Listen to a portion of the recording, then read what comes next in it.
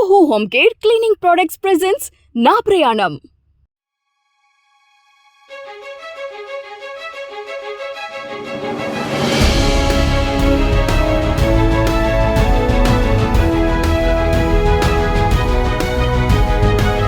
Powered by Cheyuth Computers, Digital Mall, Casa Decors, co-powered by Sri Balaji Jewelry, Sri Vasavi Packers and Movers, SV Soda Hunt. Welcome back once again. This is Vital from Abhi Entertainment Studio. ఈరోజు ఒక topic గురించి మాట్లాడుకోవాలి, cleaning. Corona తర్వాత మనకి cleaning మీద ప్రతి ఒక్కరికి వాళ్ళకి అవేర్నెస్ చాలా బాగా వచ్చింది. క్లీనింగ్ అంటే గుర్తుకొచ్చేది విజయవాడలో ఒకే ఒక్కటి ఏబిఎన్ ఫెసిలిటీస్. ఏబిఎన్ ఫెసిలిటీస్ అంటే మన బావాజీ నాయుడు గారు. లెట్స్ వెల్కమ్ బావాజీ నాయుడు గారు. Please welcome sir. Please take your seat. Sir, మీ గురించి మీ ఫ్యామిలీ గురించి కొంచెం బ్రీఫ్గా మాకు చెప్తారా? నా పేరు బావాజీ అండి. మా వైఫ్ పద్మజ, పిల్లలు అభి, లక్ష్మీ ప్రసన్న అండి. లక్ష్మీ ప్రసన్న అంటే మా ఇంటికి లక్ష్మి వచ్చిన రోజు అండి. అది మా పాప వచ్చినాక అంతా నాకు కలిసి వచ్చింది. మా బాబు వచ్చేసి ఇప్పుడు 9th to 10th క్లాస్కి వెళ్తాడు. మా వైఫ్ వచ్చేసి మొత్తం బోన్ సపోర్ట్ అయినా, నా బిజినెస్కి అయినా, నా దేనికైనా మా వైఫ్ అండి సపోర్ట్ మొత్తం. కానీ మీకు ఇక్కడ మార్కులు 2 మార్కులు తగ్గుతాయి. మీ పాప పేరు చెప్పిన తర్వాత లక్ష్మీదేవి వచ్చింది అన్నారు. మీ వైఫ్ పేరు చెప్పిన బోర్ బ్యాన్ అంటే మనకి ఏదైనా సపోర్ట్ చేయడం, అమ్మాయి మనకి కలిసి వచ్చింది. పాప మా వైఫ్ అనేది ప్రతిదానికి వెనకాల అంటే అదే ధైర్యం చెప్పేది. ఓకే, ఇది కెమెరా కోసమే చెప్పారు మీరు? వాళ్ళు చూడాలనేగా? వాళ్ళు చూడాలని నిజం అండి. అది జెన్యున్, అది జరిగేది జెన్యున్. ఓకే, నేను ఇక్కడ బిజినెస్ స్టార్ట్ చేసేటప్పుడు కూడా నా అమ్మాయి నాకు బిజినెస్ స్టార్ట్ చేసేటప్పుడు కూడా ఏం లేవు నా దగ్గర. గోల్డ్ నేను అంటే నాకు అమ్మాయి గోల్డ్ కొనమని ప్రెజర్ చేస్తుంది. ఆ గోల్డ్ ఇచ్చి ఒక బ్యాంక్లో పెట్టి 60,000 60,000 రూపాయలు తీసుకొచ్చి ఈ బిజినెస్లో ఇన్వెస్ట్ పెట్టుబడి పెట్టా. అదే. సో మీది లవ్ మ్యారేజ్ అని చెప్పారు. సో దాంట్లో ఇంకో స్టెప్ లోపలికి వెళ్దాము. ఓకే, సో ఎప్పుడు స్టార్ట్ అయింది? ఎవరు ఫస్ట్ ప్రపోజ్ చేశారు? ఎక్కడ? 2007లోనండి మా లవ్ స్టార్ట్ అయింది. నేనైతే మా మరదలు మా మెచ్యూర్ ఫంక్షన్ నేను వెళ్ళాను. ఊరు అదే మా ఊరు శ్రీకాకుళం వెళ్ళాను. ఆడికి వెళ్ళేటప్పుడు అమ్మాయి నన్ను చూసింది. అమ్మాయి చూసినప్పుడు అమ్మాయి నాకు ఫోన్స్ చేయడం అలాగా. మేడం గారే ఫస్ట్ మిమ్మల్ని చూసి మెసేజ్ చేయడం, ఫోన్లు చేయడం స్టార్ట్ చేశారు. అవును. అవునా? ఇది కొంచెం ప్రౌడ్ గా చెప్పండి. ఓకే, ప్రౌడ్ గా అంటే అబ్బాయిలే కదా జనరల్లీ, అబ్బాయిలే కానీ అక్కడ అమ్మాయి. అప్పుడు ఆ డిఫరెన్స్ చెప్పండి. ఓకే, జర్నీ కంటిన్యూ చేయండి. ఎలా జరిగింది? అక్కడికి వెళ్ళినాక అమ్మాయి ఫోన్ చేయడం, నాకు కొద్ది మెసేజ్ చేయడం. వాళ్ళు కూడా మా రిలేటివ్సే. అయితే ఆ విషయం కొన్ని రోజులుగా జర్నీ 1-2 years అలా జర్నీ చేసాము. తర్వాత ఇంట్లో మా నాన్నగారికి చెప్పాను ఈ విషయం. మీరు మళ్ళీ ఇక్కడ ఇంకో పాయింట్ చెప్తాను. మేడం గారు మీకు ఫోన్ లో మెసేజ్ చేయడం స్టార్ట్ చేశారు. ఓకే, సో మీరు వెంటనే ఒప్పుకున్నారా? వెంటనే. టైం పట్టింది. సో ఎందుకు మీరు అంత టైం తీసుకున్నారు? టైం తీసుకుంది. ఇప్పుడు నాకు మా మేనకోడలు, మా మామయ్య వాళ్ళే కదా నా లోకం అంటున్నాను. మీకు వాళ్ళ మీద ఆల్రెడీ క్రష్? వాళ్ళ క్రష్ అంటే అంతేం లేదు, అంటే లవ్ గివ్ ఏమి ఉండదు. అయితే మన రిలేటివ్స్ నాకు లవ్ అనేది అప్పుడు ఏం తెలియదు. అయితే మా మామయ్య కూతురుని చేసుకుందాం అనే కాన్సెప్ట్లో మనం అలా ఉన్నాం. అప్పుడు టైం తీసుకున్నాను నేను కూడా. అయితే వాళ్ళు కూడా చూస్తానికి చాలా బాగుంటారు. అమ్మాయి కొద్దిగా బాగుంటుంది కనుక నేను కూడా అటు కొంచెం అట్రాక్ట్ అయ్యాను. అది 1 or 2 years అలా జరిగింది జర్నీ. నేను కూడా ఏదో రెండు వైపుల నుండి జరిగింది.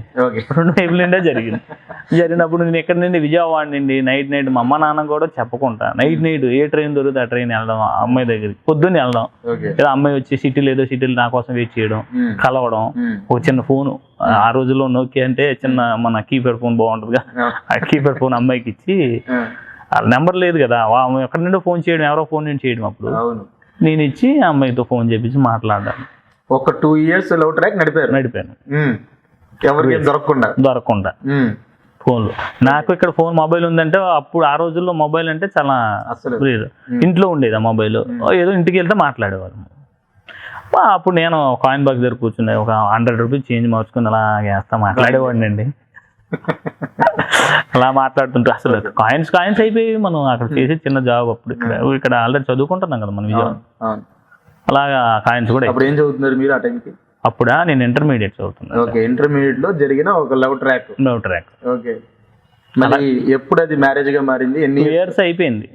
2 years అయిపోయినాక ఆల్మోస్ట్ ఇద్దరం కలిసి ఉన్నాం కదా, ఇంకా డిగ్రీకి వెళ్ళాలి. నేను ఇంకా మరి నాన్నగారు కూడా అప్పుడు మనీ ఫైనాన్స్ వల్ల డిగ్రీ చదివించలేకపోతున్నానని చెప్పి ఆ టైంలో నేను ఏదో జాబ్ చేద్దామని చెప్పి ఒక జాబ్కి ట్రై చేశాను, చిన్న జాబ్ కోసం.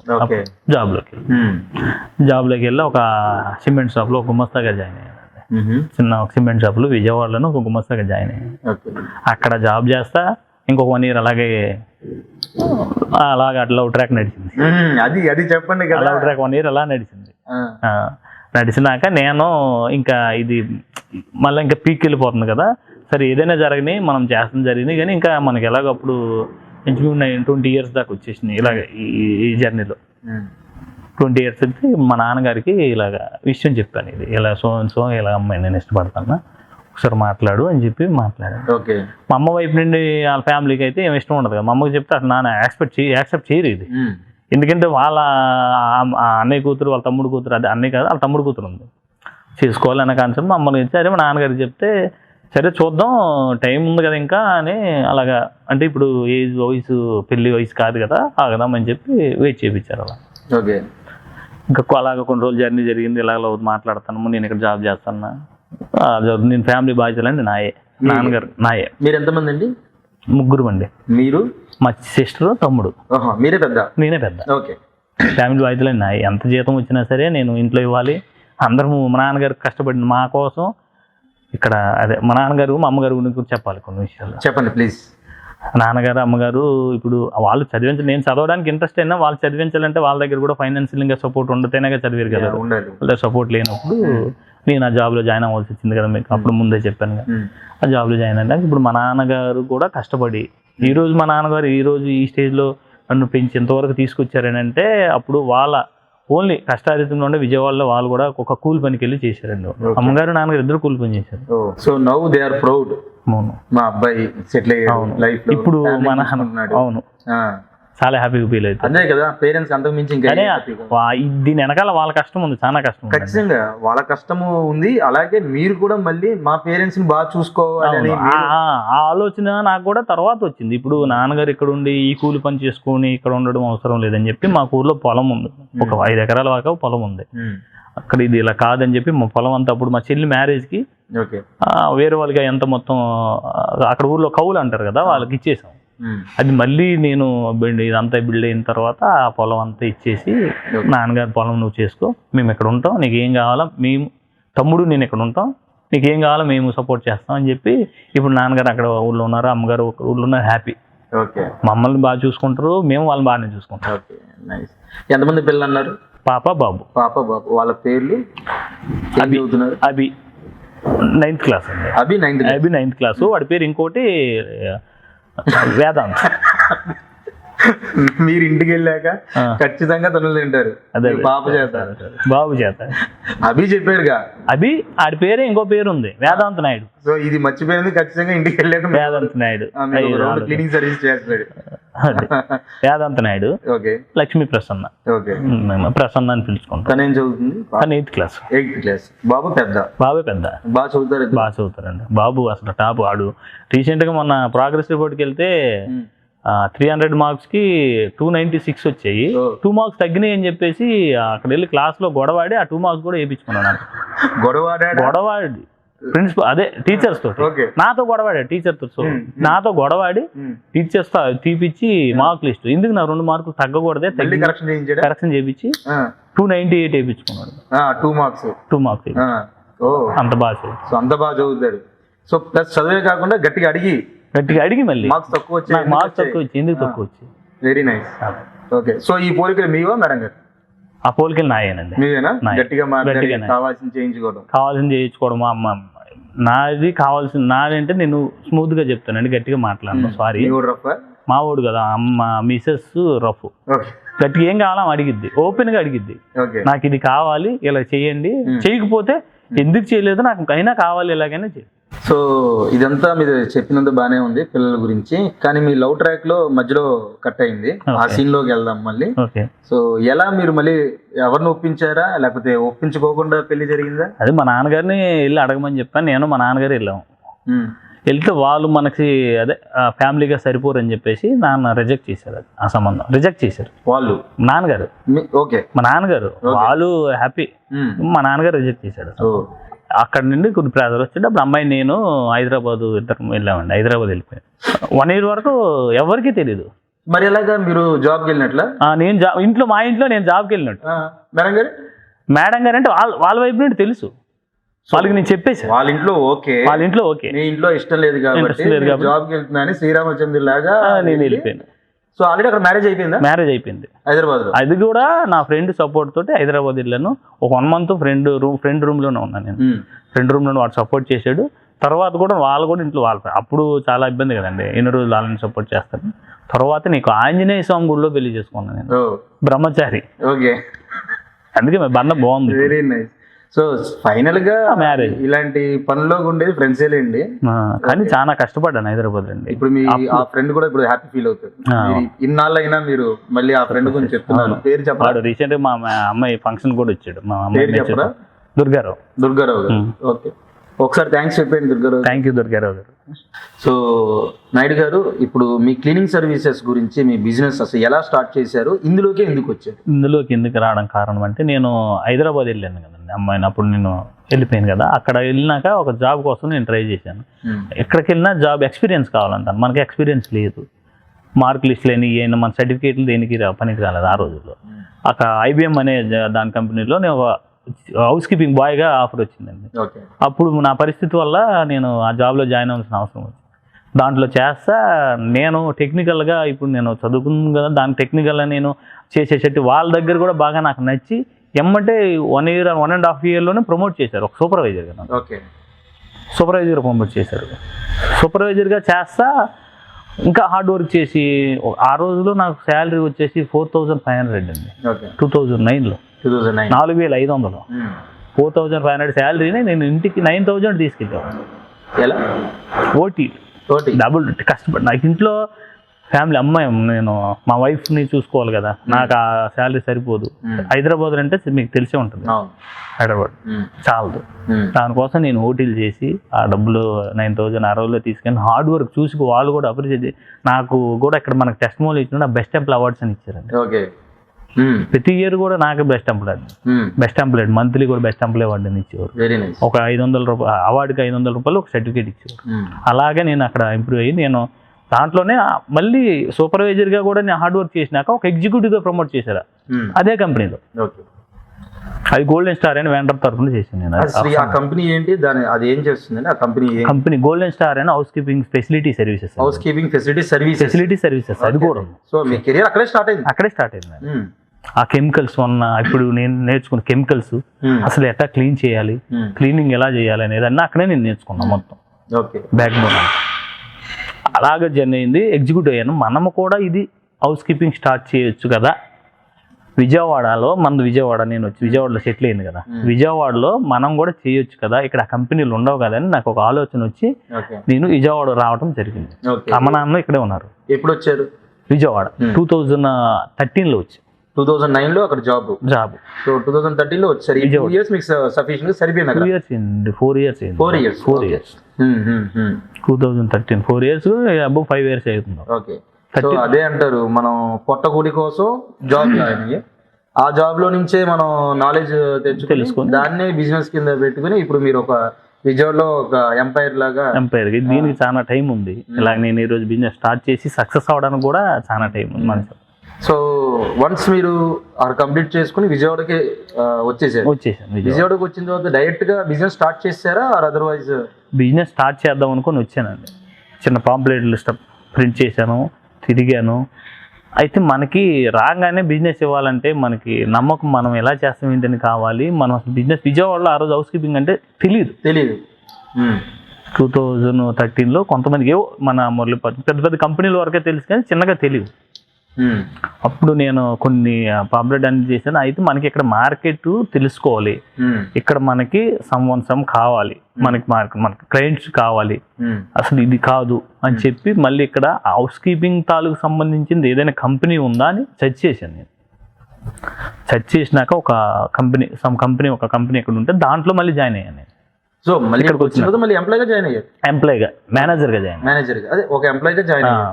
హౌస్ కీపింగ్ మేనేజర్గా ఒక కంపెనీలో ఒక సంస్థలో జాయిన్ అయ్యాను. ఇక్కడ ఓకే. జాయిన్ అయిన తర్వాత 13 మళ్ళీ 2 ఇయర్స్ నుండి 3 ఇయర్స్ వరకు ఆ కంపెనీలో నేను చేశాను. సో హైదరాబాద్ నుంచి మీరు వచ్చి మళ్ళీ ఇక్కడ కూడా క్లీనింగ్ సర్వీసెస్ సంబంధించిన ఒక జాయిన్ అయ్యారు. 19,000 శాలరీకి నేను మళ్ళీ ఇక్కడ జాయిన్ అయ్యాను. 19,000 శాలరీ, ఒక మేనేజర్గా జాయిన్ అయ్యాను. ఓకే.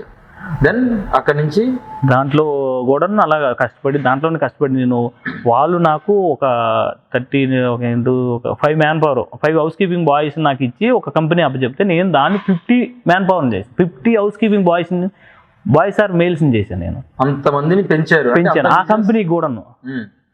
అంత హార్డ్ వర్క్ చేసి 50 మంది వాళ్ళు నాకు ట్రస్ట్ ఇచ్చి వాళ్ళు కూడాను నన్ను నమ్మారు. అంత దాంట్లో ఆ కంపెనీలో నేను 2015 ఆర్ 16 వరకు 2000 చేసిన. ఆల్రెడీ నేను బాగున్న కంపెనీ స్టార్ట్ చేశాను, కానీ అది హోల్డ్లో పెట్టి మళ్ళీ ఎంప్లాయ్గా జాయిన్ అయ్యాను. దాంట్లో జాయిన్ అయ్యి ఆ కంపెనీకి కూడా చాలా సర్వీస్ చేశాను. సో ఏ ఇయర్లో ఇప్పుడు మీరు స్టార్ట్ చేసిన బిజినెస్ ఏబిఎన్ ఫెసిలిటీస్ ఎప్పుడు స్టార్ట్? ఏబిఎన్ ఫెసిలిటీస్ అనేది 2013లో నేను ఒక నేమ్ స్టార్ట్ చేసి వదిలేసాను. మళ్ళీ జాబ్లో జాయిన్ అయ్యాను. మళ్ళీ జాబ్ లో మానేసి మళ్ళీ మీరు 2017లో మళ్ళీ స్టార్ట్ చేశాను. చాలా ఇయర్స్ గ్యాప్ లో 2017లో మళ్ళీ నేను ఈ కంపెనీ స్టార్ట్ చేసి నా ఫ్రెండ్తో సజెషన్ తీసుకొని, ఆ ఫ్రెండ్ అన్న సజెషన్ చెప్పినాక మనకి ఎలా ఉంటుంది దీంట్లో ల్యాబర్ అన్ని చాలా రిస్క్, ల్యాబర్ అన్ని చాలా ఉంటాయి కదండి దాంట్లో. అసలు కంపెనీ ఏం పెట్టాలి, కంపెనీకి అసలు ఎలా వాడాలి, కంపెనీ అసలు ఎక్విప్మెంట్స్ ఎలా కొనాలి అన్నీ ఒక ఫ్రెండ్ సలహా తీసుకున్నాక నేను ఇంట్లో మళ్ళీ అప్పుడు కంపెనీ పెట్టాలంటే మనము ఇంట్లో ఫ్యామిలీతో కూడా డిస్కస్ చేయాలి కదా. మళ్ళీ ఇంట్లో ఫ్యామిలీతో మాట్లాడాను. ఇప్పుడు మన దగ్గర అంత కంపెనీ పెట్టాలంటే దానికి సంబంధించిన మనకి ఫైనాన్స్ సపోర్ట్ కావాలి కంపల్సరీగా. ఇప్పుడు ఆల్రెడీ అమ్మ నాన్నలు మన ఈ రోజు ఎంతవరకు పెంచి ఈ రోజు ఈ స్థితికి తీసుకొచ్చారు. వాళ్ళని మళ్ళీ అడగాలంటే వాళ్ళని మళ్ళీ రెస్ట్ మనం ఎంత ఏదైనా కూడా వాళ్ళని అడగాలంటే మనకి అంత ఇబ్బంది ఉంటుంది కదండి. వాళ్ళని అడగకుంటే ఇంట్లో మాట్లాడేటప్పుడు మా మిస్సెస్ మా వైఫ్ సపోర్ట్ చేసి, సరే నాకు ఉన్నదేదో నువ్వు కొన్నిదే కదా, నాకు గోల్డ్ కొన్నాం కదా, నువ్వు కొన్నిదే కదా, దాన్ని నువ్వు ఫైనాన్షియల్గా తీసుకో, డబ్బులు మనం ఎక్కడో బ్యాంక్లోనే ఎక్కడ పెట్టేసుకుని నువ్వు తీసుకొని చెప్పి ఇంట్లో ఒక 60,000 బ్యాంక్లో లోన్ తెచ్చానండి. గోల్డ్ లోన్ పెట్టి కంపెనీని స్టార్ట్ చేశారు. గోల్డ్ లోన్ మేడం గారి వల్ల, బ్యాక్ బోన్ వల్ల. సో అలాగా 2017లో 60,000 రూపీస్ తో ఫస్ట్ బిజినెస్ స్టార్ట్ చేసే ముందు ఇంకో మాట, వాళ్ళకు కూడా నేను జాబ్ చేశాను కదా, వాళ్ళకు కూడా మనం ప్రాపర్గా నేను ఇలా వెళ్ళిపోతున్నా సార్ క్లియరెన్స్ ఇచ్చి బయటకు వచ్చి ఇలాగా నేను స్టార్ట్ చేశాను. ఓకే. 2017లో 17 నుంచి ఇప్పుడు 2024 సో 3+4 7 ఇయర్స్. సో మీ దగ్గర అసలు టోటల్ గా ఎన్ని రకాల క్లీనింగ్ సర్వీసెస్ ఉంటాయి? మా దగ్గర క్లీనింగ్ సర్వీసెస్ వచ్చి villas cleaning, villas houses cleaning, offices cleaning, kitchen cleaning, glass cleaning, bathroom cleaning, floor మిషన్తో cleaning, parking areas cleaning, railing అంటే స్టేర్ ప్లేసెస్ క్లీనింగ్. మన ఇప్పుడు నేమ్ బోర్డ్స్ ఉంటాయి కదండి మన ఆఫీసెస్ కానీ వాటి క్లీనింగ్, బయట అవుట్డోర్ క్లీనింగ్ అంటే మనం లోపల చేస్తాం, బయట అవుట్డోర్ క్లీనింగ్ కూడా మా దగ్గర ఉంటుంది. ఓకే. మన రోప్స్ వేసుకొని గ్లాస్ క్లీనింగ్ చేస్తూ ఉంటారు. మొత్తం ఎక్స్ట్రా చాలా క్లీనింగ్స్ మనం అన్ని క్లీనింగ్స్ ఉన్నాయి సర్వీస్. అందులో ఏబిఎన్ ఫెసిలిటీస్ లో ఇది స్పెషలైజేషన్ ఉంటుంది అనేది ఏదైనా ఒక సర్వీస్ గురించి ఏమైనా చెప్పగలరు? డీప్ క్లీనింగ్ అండి. ప్లాట్ డీప్ క్లీనింగ్ అనేది మా వర్కర్స్ కానీ ట్రైనర్ చాలా బాగా చేస్తామండి. అది అసలు మనకి మా కంపెనీ ఇదే ఫుల్ హోమ్ డీప్ క్లీనింగ్ అండి. మా company tag line full home deep. So ఇప్పుడు మీరు చెప్పినట్లు డీప్ క్లీనింగ్ అనేది మీ మెయిన్ సర్వీస్ లో ఒకటి అన్నారు. సో కస్టమర్ సాటిస్ఫాక్షన్ లెవెల్ ఎలా ఉంటుంది? మా క్లీనింగ్ సర్వీసెస్ లో కస్టమర్ సాటిస్ఫాక్షన్ అనేది 100% ఇవ్వలేమండి. ఇవ్వలేము ఎవరైనా. ఓకే. డైరెక్ట్ గా మాట చెప్పేస్తున్నారు, పర్వాలేదు డైరెక్ట్ గా చెప్పేస్తాను అంటే అందరూ చెప్తారు 100% ఇస్తామని, అది ఇవ్వలేరు. మేము ఎందుకు చెప్తామంటే అది క్లీనింగ్ అనేది 90% ఇవ్వగలమండి. ఇప్పుడు కస్టమర్ మనం ఎంత చేసినా కస్టమర్కి ఏది కనబడినా మనం చేయాల్సి వచ్చింది. మా ఎగ్జిక్యూటివ్స్ కానీ మా పెస్లో టీం కానీ మొత్తం చూసినా సరే అది 90% మనం ఇవ్వగలుగుతాం. కస్టమర్ చూసినాక ఏదైనా ఉందా, ఇప్పుడు క్లీనింగ్ అనేది ఇప్పుడు నేను చూసినా మీరు చూసినా ఎంత క్లీనింగ్ అయిపోయినా ఎక్కడో చిన్నది కనబడుతుంది. అప్పుడు 100% ఇచ్చినట్టు ఎలా అవుతుంది చెప్పండి? రావదు. అది చెప్పేది అనేది మార్కెట్లో చెప్తా ఉంటారు. నేను కూడా చెప్తా 100% అనేది. నేను ఉన్నది ఫ్యాక్ట్ గా మనం ఇలా సార్ ఇది చెప్పిన మాట మూలంగా చూసే వ్యూయర్స్ 100% క్లీనింగ్ సర్వీస్ ఇవ్వలేరు అని అనుకుంటే అది అంతేనండి. అది మనము ఇప్పుడు ఎవరు ఇవ్వలేనా అని అనుకుంటే ఇస్తాం అంటాం, కానీ అది జరగదు. క్లీనింగ్ అనేది అసాధ్యం అండి. అది ఓకే, క్లీనింగ్ ఇండస్ట్రీలో 100% అనేది ఇంపాసిబుల్. అందరూ చెప్తారు, కానీ 90% 90% మనం 100% కింద ట్రీట్ చేయాలి. సో ఇది డైరెక్ట్ ఆన్సర్. అంతే. ఓకే, ఇప్పుడు మీరు చేసిన సర్వీసెస్ లో కొంతమంది క్లయింట్స్ ఉంటాయి, ఈ క్లీనింగ్ అవ్వదు, చాలా కష్టం అని. అలాంటివి కూడా మీ ద్వారా ఏబిఎన్ ఫెసిలిటీస్ ద్వారా క్లీనింగ్ చేసి సక్సెస్ అనేది ఉన్న స్టోరీస్ ఏమైనా ఉన్నాయండి సార్? ఒకసారి ఏమైనా చెప్తారా? సమ్ కస్టమర్ మన టెర్రస్ ఏరియాలో వుడెన్ టైల్స్ అని ఉంటాయి, కొద్దిగా అది మ్యాటీ ఫినిష్ ఉంటాయండి. అది పెయింటింగ్ వేసినప్పుడు యాక్చువల్లీ మనకి ప్రొటెక్షన్ చేసుకోవాలి. ఏమైనా వాళ్ళు అలా చేయకోకుండా పెయింటింగ్ వేసేసారు. పెయింటింగ్ దాని మీద పడింది. మామూలుగా క్లీన్ చేస్తే, స్మూత్ గా క్లీన్ చేస్తే ఏదైనా వెళ్ళిపోద్ది, కానీ కొద్దిగా అది మ్యాటీ ఫినిష్ అంటే కొద్దిగా గరుగ్గా ఉంటాయండి, గరుగ్గా ఉంటాయి. అవి పోవని వేరే వాళ్ళు కూడా వాళ్ళకి చెప్తే నేను వెళ్ళి దాంట్లో చూసి, అసలే మన దగ్గర ఉన్న కెమికల్స్ ఒక్కొక్క దానికి ఒక్కొక్కటి ఉంటుందండి. ఇప్పుడు గ్లాస్ క్లీనింగ్ ఒకటి ఉంటుంది, ఫ్లోర్ క్లీనింగ్ ఒకటి ఉంటుంది, బాత్రూమ్ క్లీనింగ్ ఒకటి ఉంటుంది, వాల్ క్లీనింగ్ ఒకటి ఉంటుంది, గ్లాస్ డిఫరెంట్ ఐటమ్స్ ఉంటాయి.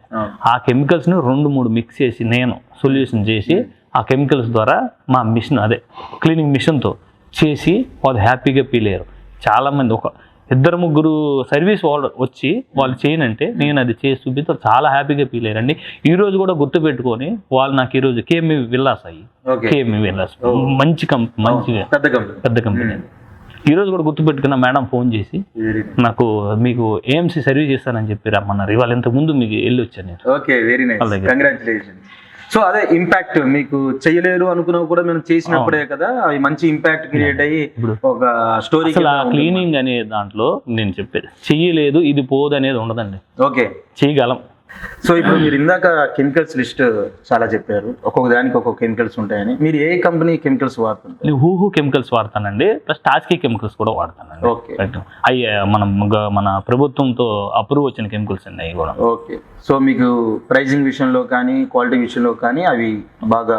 ప్రైజింగ్ అంటే నేను దాంట్లో ఇప్పుడు మనం క్లీనింగ్ సర్వీసెస్ ఇవ్వాలంటే ప్రైజింగ్ విషయంలో నేను కాంప్రమైజ్ అవ్వనండి. ప్రైజింగ్ ఏదైనా తీసుకుంటాను, ఆ కెమికల్స్ బాగుంటాయి కనుక మనం దానికి ప్రిఫరెన్స్ ఇస్తాం. ప్రైజింగ్ చూడండి, క్వాలిటీ బాగుందంటే నేను అది తీసుకుని చేస్తాను. సో ఇప్పటిదాకా మీరు ప్రొడక్ట్స్ గురించి చెప్పారు, మీరు వాడే కెమికల్స్ గురించి. సో ఎక్విప్మెంట్, ఎలాంటి ఎక్విప్మెంట్స్ వాడుతున్నారు? అంత లేటెస్ట్ వాడుతున్నారు? లేటెస్ట్ అండి మన దగ్గర ఉందండి. లేటెస్ట్ క్లీనింగ్ స్క్రబ్బింగ్ మిషన్ అని ఉంటుంది. ఓకే, స్క్రబ్బింగ్ మిషన్స్ మన దగ్గర 3 ఉన్నాయండి. వాక్యూమ్ క్లీనర్స్ వచ్చేసి 5 దాకా ఉన్నాయి.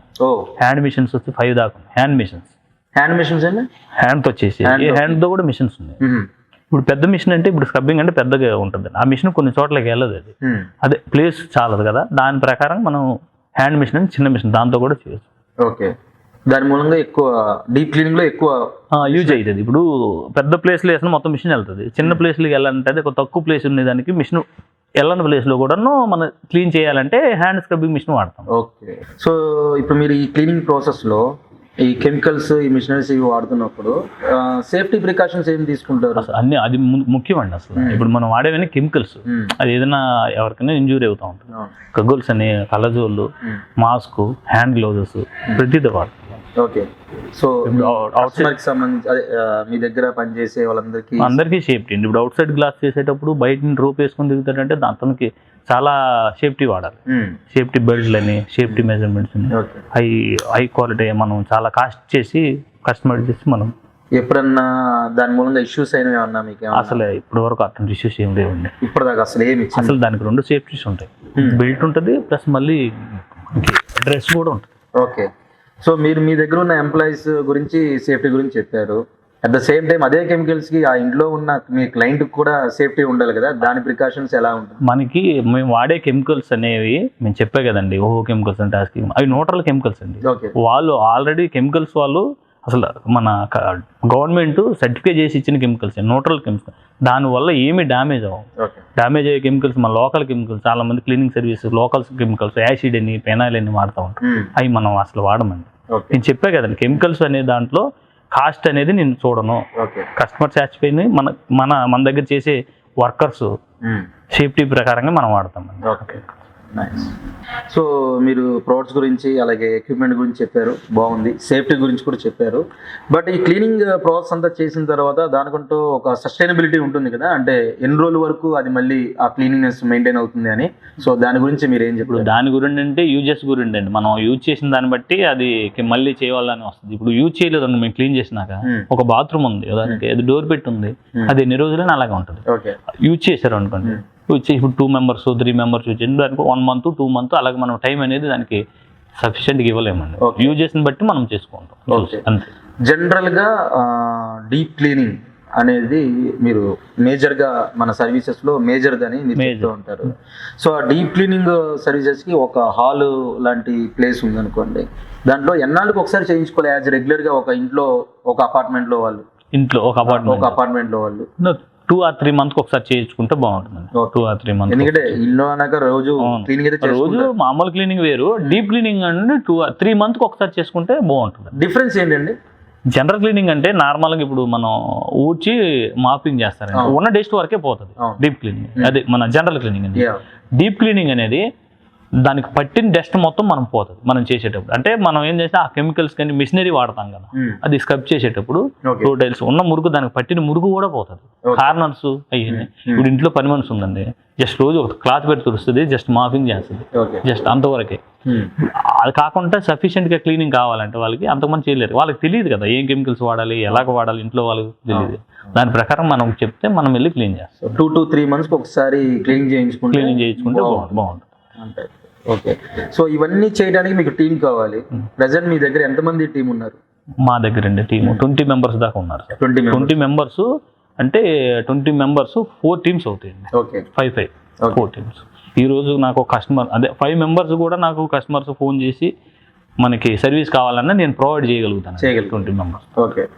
సో ఇప్పటిదాకా మీకు ఎంతమంది నెట్వర్క్ ఉంది విజయవాడలో? ఎంతమంది క్లయింట్స్ ఉన్నారు? 5,000 plus సార్. 5,000 plus ఈ 7 years లోనే? 7 years లోనే. ఓ వెరీ నైస్. నన్ను ట్రస్ట్ చేసిన వాళ్ళు ఈ రోజు కూడా ఎప్పుడో నేను వాళ్ళు ఇంట్లో దిగిన అంటే ఇంట్లో కొత్త ఇంట్లో దిగినప్పుడు అంటే రెగ్యులర్గా చేయరు, వాళ్ళకి తెలిసిన ఇంట్లో పని మంచి పెట్టి చేసుకుంటారు. రెగ్యులర్గా వాళ్ళకి అవసరమైతే ఇంట్లో 2 years బ్యాక్ చేసిన వాళ్ళు కూడా నాకు ఫోన్ చేసి ఒకసారి వచ్చి చూడమ్మా క్లీన్ చేయమని అడుగుతారు సార్. ఓకే. వాళ్ళకి తెలిసిన వాళ్ళు ఎవరైనా కొత్త వాళ్ళు ఇల్లు కట్టుకుంటారు, ఎవరైనా కావాలంటే వాళ్ళు 2 years చేసి ఉంటాను కదా, వాళ్ళు గుర్తు పెట్టుకుని ఈ రోజు కూడా నాకు ఫోన్ చేసి మా సర్వీస్ తీసుకుంటారు. సో అలాంటప్పుడు మీరు విజయవాడైనా ఇంకా అదర్ ఏరియాస్ లో కూడా చేస్తారా? జనరల్ విజయవాడ కాదు, మన ఏపీ మొత్తం చేస్తాను సార్. ఏపీ మొత్తం చేస్తాను, ప్లస్ తెలంగాణలో కూడా హైదరాబాద్ వరకు చేస్తాను. సో అలాంటప్పుడు మీకు ఇంతమంది క్లయింట్స్ లో ఎవరైనా మంచి సెలబ్రిటీస్ తో ఎవరి దగ్గర క్లీనింగ్ సర్వీస్ చేసి ఉన్నాయా? సెలబ్రిటీస్ అంటే ఎవరు లేరు కానీ మంచి బిజినెస్ పీపుల్స్ కానీ. ఎవరెవరు? ఇప్పుడు మనకు క్లయింట్స్ కేఎంఈ వివాన్ అండి, ప్లస్ మన Amaravati Aparna, okay, mid valley city, okay, అక్కడ మన సీకే కన్వెన్షన్ సెంటర్ సంపత్ గారి, సిఏ కన్వెన్షన్ సెంటర్ మన ఇక్కడ గొల్లపూడి దగ్గర ఉండేది, plus any time fitness clinics, అది డైలీ మనకి ఏఎంసీ ఇస్తాం sir, Multifit services, Multifit gym. So political ప్రకారంగా ఎవరన్నా వాళ్ళ దగ్గర మీరు చేసి ఉన్నాయి? పొలిటికల్ ప్రకారంగా అంటే అసలు మన బోండమ్మ గారు ఆ ఇంట్లో మేము హౌస్ డీప్ క్లీనింగ్ సర్వీసెస్ చేసాం సార్. సో అలాగే మీ బిజినెస్ ఎక్స్పాన్షన్ ప్లాన్ ఏంటి నెక్స్ట్ ఫ్యూచర్? ఎక్స్పాన్షన్ ప్లాన్ వచ్చి ఫుల్గా వైజాగ్లో మన టీంని ఏర్పాటు చేసి ఒక ఆఫీస్ తీసుకొని, అలాగే హైదరాబాద్లో కూడా ఒక ఆఫీస్ తీసుకొని ఇక్కడ నుండి ఇప్పుడు మేము సర్వీస్ చేస్తున్నామండి ట్రావెల్గా. అక్కడ కూడా మనం మొత్తం మన సర్వీసెస్ ఎక్స్పెండ్ చేయాలని నేను అనుకుంటున్నాను. ఏపీలో ఇంకా బ్రాంచ్లు పెట్టాలి, ఏపీలో బ్రాంచ్లు ప్లస్ తెలంగాణలో కూడా బ్రాంచ్లు పెడదామని. ఆంధ్ర తెలంగాణలో బ్రాంచ్లు పెట్టాలి, ఏబిఎన్ ఫెసిలిటీస్ సర్వీసెస్ని నేను ఇంకా ఇంప్రూవ్ ఎక్స్పెండ్ చేయాలని నేను అనుకుంటున్నాను. Okay, congratulations and all the best. First of all ఖచ్చితంగా మీరు అచీవ్ అవుతారు మీరు అనుకున్నది. అట్ ద సేమ్ టైం ఫైనల్గా మీ విజన్ ఏంటి? డీప్ క్లీనింగ్ సర్వీసెస్ లో ఒక ఎవల్యూషన్ తీసుకురావడానికి మీ ఒక విజన్ ఏంటి? నా ఇల్లు ఎంత శుభ్రంగా ఉండాలో నా రాష్ట్రము, నా దేశం కూడా అంతే శుభ్రంగా ఉండాలని నేను కోరుకుంటున్నాను. వాహ్, సూపర్ సార్. ఖచ్చితంగా నా సపోర్ట్ ఎల్లప్పుడూ కూడా మీతో ఉంటుంది. Thanks for coming. Very nice meeting. Thank you sir. Thank you అట్ల గారు. చూశారుగా, ఇప్పుడు జరిగిన ఇంటర్వ్యూలో మన ఏబిఎన్ ఫెసిలిటీస్ బావాజీ నాయుడు గారు తన విజన్ చాలా క్లియర్గా చెప్పారు. తన ఇల్లు ఎలా శుభ్రంగా ఉండాలనుకుంటున్నారో తన రాష్ట్రం, తన దేశం కూడా శుభ్రంగా ఉండాలని కోరుకుంటున్నారు. అందులో భాగంగా నేను నా ఇల్లు శుభ్రంగా ఉంచడానికి నా సపోర్ట్ 100% ఉంటుంది. అలాగే మరి మీ సపోర్ట్ కూడా ఉంటుందని ఆశిస్తున్నాం. This is Vithal signing of.